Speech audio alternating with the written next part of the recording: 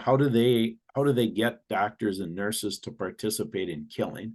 Well, they have to have training documents. This document was written in July of 2011, and this shows their attitude towards people with Down syndrome. And you can see this is written by two MDs, and it's a training document for doctors. So what they do first is they list all the problems with Down syndrome. Grace was the best thing God ever gave us, Roy, second to salvation.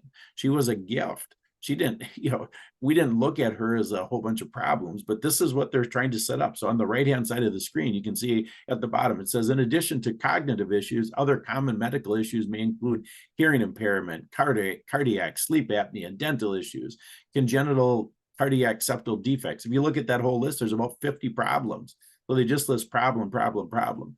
So then what they're wanting to do is set this doctor up to have the perception that he's coming in on a white horse and saving the family from this nasty condition called Down syndrome. So you see in the middle, it says the lifelong toll on families is high.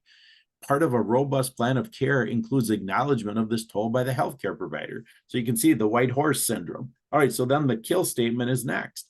Whenever possible, decision makers for people with Down syndrome should be encouraged to use substituted judgment to make key palliative care decisions.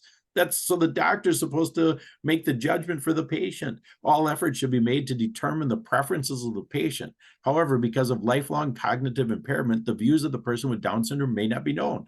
What a flat out lie. I mean, I know the view of every single person with Down syndrome, including Grace. They want to live.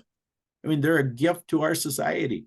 So you can't, I've said this multiple times during just this interview, but it's one of my favorite phrases. You can't make this stuff up.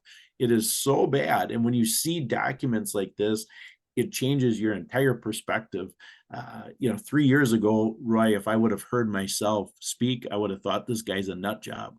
But now with the research, you'd think, I know people think I'm a nut job, but this is, I want to share this with anybody with ears to hear and eyes to see.